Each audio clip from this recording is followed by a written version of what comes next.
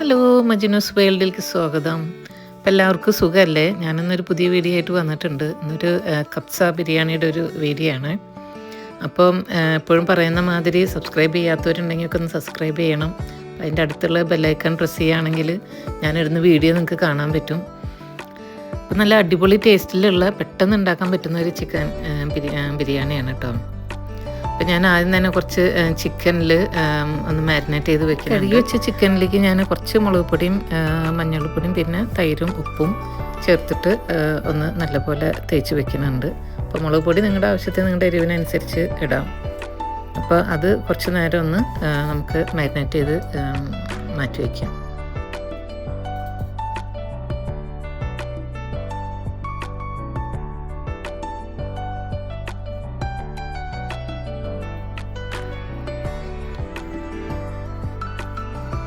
ഞാൻ ചെറിയൊരു കഷ്ണം ക്യാരറ്റ് കൂടെ കട്ട് ചെയ്ത് വെക്കുന്നുണ്ട്. അത് റൈസിൻ്റെ മുകളിലൊന്ന് ജസ്റ്റ് ഡെക്കറേറ്റ് ചെയ്യാൻ വേണ്ടിയിട്ടാണ്.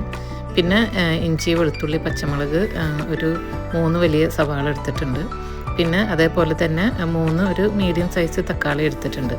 അപ്പോൾ തക്കാളി ഞാൻ ജസ്റ്റ് ഒന്ന് മിക്സിയിലിട്ടിട്ട് ഒന്ന് ക്രഷ് ചെയ്ത് വെച്ചിട്ടുണ്ട്.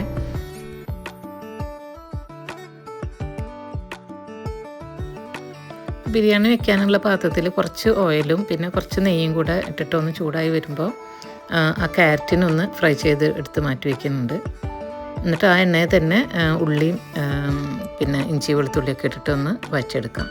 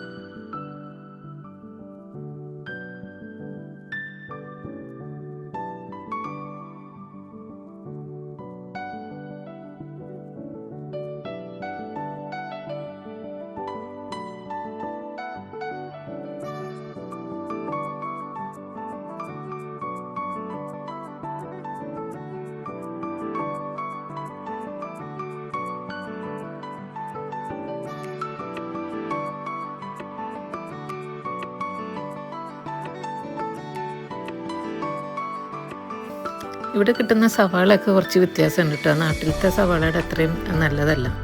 നാട്ടിലെ സവാളയ്ക്കൊക്കെ ഒരു പ്രത്യേക ഒരു ടേസ്റ്റാണല്ലോ. കുറച്ച് ഒരു എരിവുള്ള ഒരു സവാളയാണ്. കറിയൊക്കെ വയ്ക്കുമ്പോൾ നല്ല ടേസ്റ്റായിരിക്കും. ഇവിടുത്തെ സവാള എന്ന് പറഞ്ഞിങ്ങനെ വൈറ്റ് കളറിൽ പിങ്ക് കളറിൽ ഉണ്ടെന്നുണ്ടെങ്കിലും സവാളയ്ക്കൊക്കെ ഒരു ചെറിയൊരു മതിരിപ്പ് ചേർന്നൊരു ടൈപ്പ് സവാളയാണ്. അപ്പോൾ കറിയൊക്കെ വയ്ക്കുമ്പോൾ നമുക്ക് നാട്ടിലത്തെ അതിൻ്റെ അത്രയൊന്നും ടേസ്റ്റ് അത്രയ്ക്ക് അങ്ങോട്ട് വരില്ല. അപ്പോൾ ഞാൻ സവാളയിൽ കുറച്ച് ഉപ്പ് ഇട്ടിട്ട് നല്ലപോലെ അതൊന്ന് വഴറ്റിയെടുക്കുന്നുണ്ട്. അപ്പോൾ സവാള നല്ലപോലെ ഒന്ന് വഴന്ന് വരെ ഒന്ന് അത് ഫ്രൈ ചെയ്തെടുക്കാം. അപ്പോൾ അതിൽ ഇഞ്ചി വെളുത്തുള്ളി കൂടി ചേർത്തിട്ട് നല്ലപോലെ ഒന്ന് വഴച്ചെടുക്കുന്നുണ്ട് കേട്ടോ.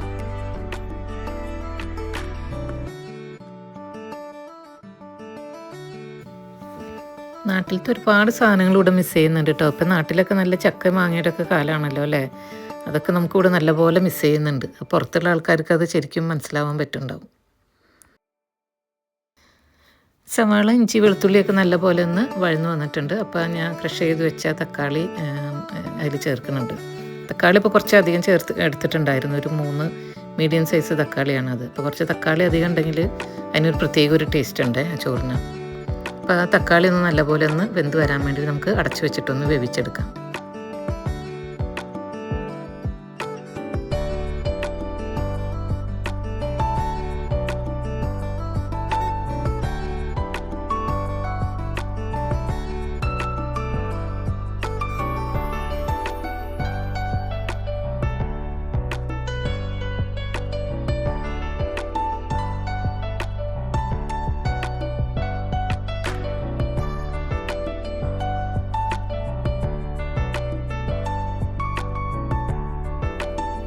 തക്കാളി ഇവിടെ വെന്ത് വന്നിട്ടുണ്ട് കേട്ടോ. ഞാനൊരു 1/4 ടീസ്പൂൺ മഞ്ഞൾപ്പൊടി, 1/4 ടീസ്പൂൺ മുളക് പൊടി, പിന്നെ ബിരിയാണി മസാല ഒരു വലിയ സ്പൂണ് ഫുള്ളായിട്ട് ഇടാം. അപ്പോൾ ഞാനിവിടെ അറബിക് മസാലയാണ് ഞാൻ യൂസ് ചെയ്യണത്. അപ്പോൾ അതൊരു സ്പൂൺ ഫുള്ളായിട്ട് ഇടുന്നുണ്ട്. അപ്പോൾ അത് നമുക്ക് കൂടെ ഇട്ടിട്ട് നല്ലപോലെ ഒന്ന് വഴന്ന് വരുമ്പോൾ നമുക്ക് ചിക്കൻ മാരിനേറ്റ് ചെയ്ത് വെച്ചിരിക്കുന്ന ചിക്കൻ ഇട്ടിട്ട് നല്ലപോലെ ഒന്ന് ഇളക്കിയിട്ട് ഒരു 2 മിനിറ്റ് ഒന്ന് അടച്ചു വയ്ക്കാം. അത് കഴിഞ്ഞ് കഴിയുമ്പോൾ നമുക്ക് വെള്ളം ചേർക്കണം.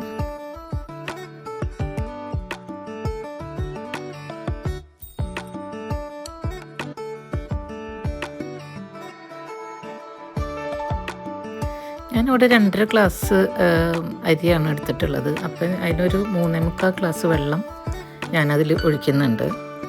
അപ്പോൾ ഒരു അരിയുടെ പാകം അനുസരിച്ച് നിങ്ങൾക്ക് വെള്ളം എടുത്ത് അതേ കപ്പിൽ തന്നെ വെള്ളം അളന്നെടുക്കുക. അപ്പോൾ ഞാനൊരു 3.25 കപ്പ് വെള്ളം ഒഴിക്കുക. തിളപ്പിച്ച വെള്ളം വേണം ഒഴിക്കാനായിട്ട് കേട്ടോ. അപ്പോൾ നമ്മൾ തണുത്ത വെള്ളം ഒഴിച്ചിട്ടുണ്ടെങ്കിൽ അത് തിളയ്ക്കാൻ നിൽക്കുന്ന സമയം കൊണ്ട് ചിക്കനൊക്കെ വെന്ത് ഉടഞ്ഞു പോകും. അപ്പം നല്ല തിളച്ച വെള്ളം ഒഴിച്ചു കഴിഞ്ഞാൽ പിന്നെ തിളയ്ക്കേണ്ട ആവശ്യമില്ല. ആ വെള്ളം ഒഴിച്ച് അപ്പം തന്നെ നമുക്ക് അരിയും അതിൽ ചേർത്ത് ഇളക്കാം. അപ്പോൾ ഉപ്പ് ഒക്കെ പാകമുണ്ടോ എന്ന് നോക്കിയിട്ട് ആവശ്യത്തിനുള്ള ഉപ്പും കൂടി ചേർക്കണം. നമുക്ക് അരിയിലേക്ക് പാകത്തിനുള്ള ഉപ്പും കൂടി ചേർത്തിട്ട് പിന്നെ അരി ഇട്ടിട്ട് നല്ലപോലെ ഒന്ന് ഇളക്കി വയ്ക്കാം.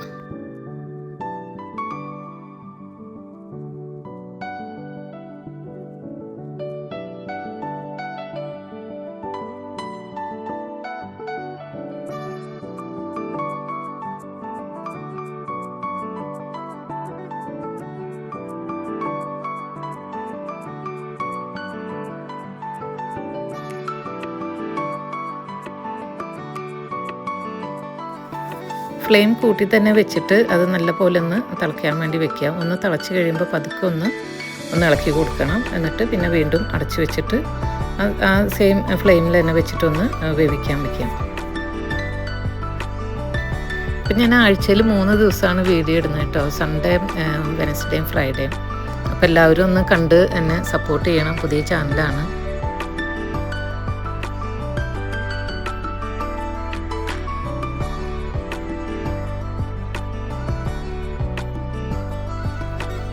അരി ഇവിടെ ഹാഫ് വേവ് ആയിട്ടുണ്ട്. അപ്പോൾ നല്ലപോലെ ഒന്ന് ഇളക്കി യോജിപ്പിച്ചിട്ട് നമുക്ക് അടച്ച് വെച്ചിട്ട് വേവിക്കാം. അപ്പോൾ തീരെ ലോ ഫ്ലെയിമിൽ വെച്ചിട്ട് വേണം അടച്ച് വെച്ച് വേവിക്കാനായിട്ട്. ഒരു 10-15 മിനിറ്റ് വെച്ച് കഴിയുമ്പോൾ ഇതുപോലെ നല്ല പരുവത്തിനായിട്ട് വന്നിട്ടുണ്ട്. അപ്പോൾ ഇപ്പോൾ ഇവിടെ റൈസ് എല്ലാം വെന്ത് റെഡി ആയിട്ടുണ്ട്. ഇപ്പം നമ്മുടെ ബിരിയാണി ഇവിടെ റെഡി ആയിട്ടുണ്ട് കേട്ടോ. റൈസൊക്കെ ആവശ്യത്തിന് വേവായിട്ടുണ്ട്. വെള്ളമൊന്നും അധികം ഇല്ല, കറക്റ്റ് പാകത്തിന് വെന്ത് വന്നിട്ടുണ്ട്. ഇപ്പോൾ എല്ലാം റെഡി ആയിട്ടുണ്ട്. ആ ഫ്രൈ ചെയ്ത് വെച്ചിരിക്കുന്ന ക്യാരറ്റ് അതിൻ്റെ മുകളിലിട്ടിട്ടൊന്ന് ഡെക്കറേറ്റ് ചെയ്തെടുക്കാം. ഇപ്പോൾ ഈ ബിരിയാണി ആയതുകൊണ്ട് സവാള ഒന്നും ഫ്രൈ ചെയ്ത് മുകളിലിടേണ്ട ആവശ്യം വരുന്നില്ല കേട്ടോ. നമ്മുടെ അടിപൊളി ബിരിയാണി ഇവിടെ റെഡി ആയിട്ടുണ്ട്. അപ്പം ഇനി മറ്റൊരു വീഡിയോ ആയിട്ട് വീണ്ടും കാണാം. Thank you.